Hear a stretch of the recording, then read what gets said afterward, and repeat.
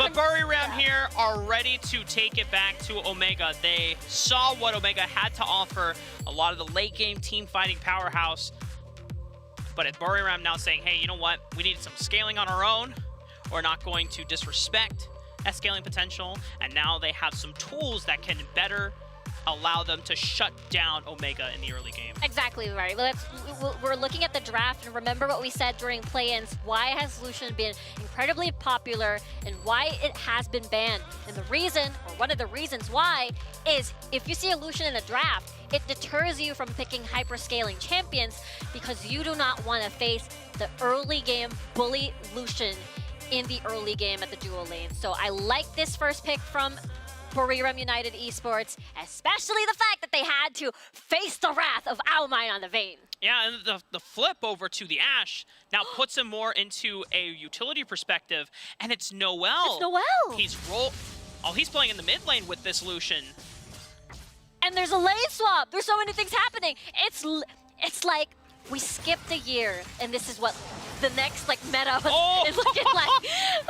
The exhaust comes out. Do they get the flash out of Cat Type? They are pushing to the very bitter end. They get the barrier out of Cat Type. Using the culling to almost force the flash on the tower, but he still got a barrier. The Ignite does not take him out, and now Suits, even though it's forced the pressure away, he's got reinforcements waiting in the wings. Noel just used flash, so it's easy for the rest of Omegha to jump on him. First blood for Brazil. Omegha is doing it right now. BRU cannot read what the next thing Omegha is going to do, and I feel like that unpredictability is throwing BRU off the charts. Who are you coming to collect this minion wave?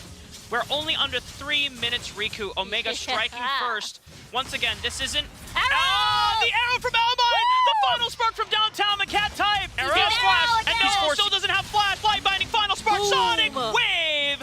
Omegha Esports on the board once again. 2 kills so far to Benignus, and we saw how well he executed his early agency in the game last time in game 1. I know. Now the Lee Sin again once more. He's doing so much. He's meeting every single lane and making sure that a summoner spell is burned, if not, even a death. Another 1v1 happening here, though. He still has barrier. Huya pops it. Wind Slash comes out. Demacia Justice. Woo! That was close.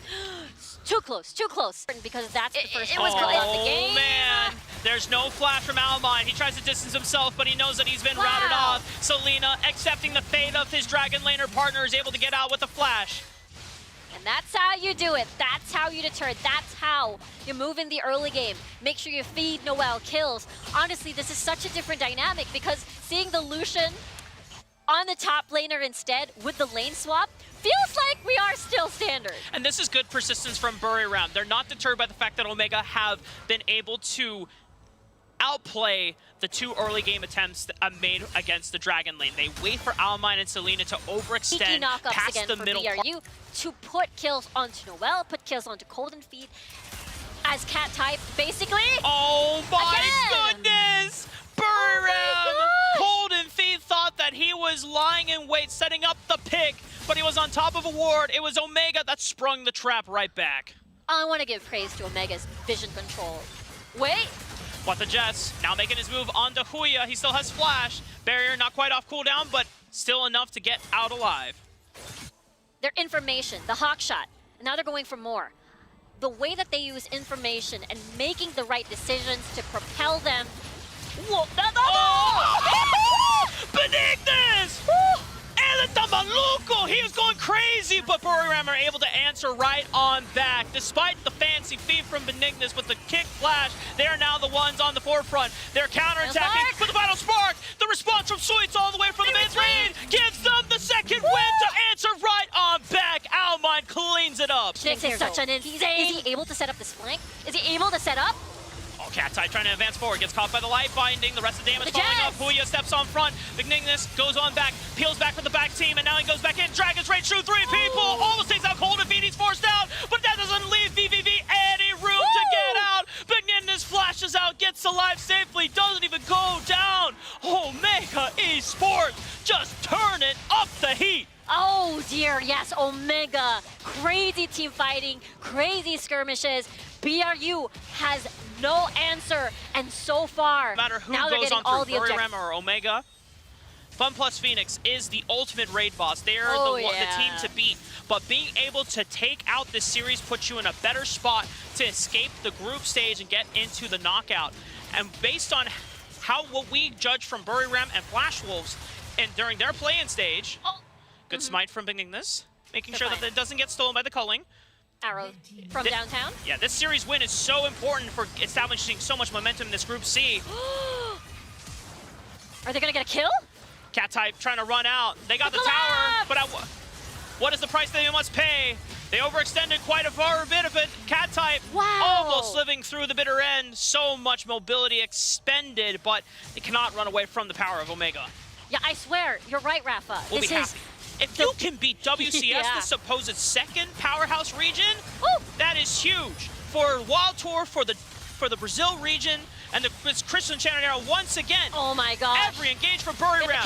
It is negated. It is put down. But hold up now. Hold the phone. Cap the type is able to get one back onto Sweets. Wait. Can Omegha rally behind? Look to clean up any stragglers here. It's actually Cat type that gets out clean. You gotta love the way that Owlmine plays in these fights. You get to see him move forward, but then go back. Again, his mechanics, I mean, I say that when he's on an Ashe, but he's very aware of spacing and how he positions around. So tanky.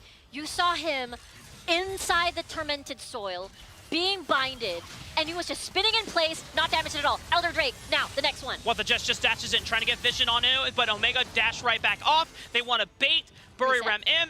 They are the ones confident to take the fight. Flash from What the Jets. Does he get the knockup down? It looks like it's on the Huya the tank, but he trades on to What the Jets. Does he go down? Demacia Justice out. Whoa, he trades out Huya!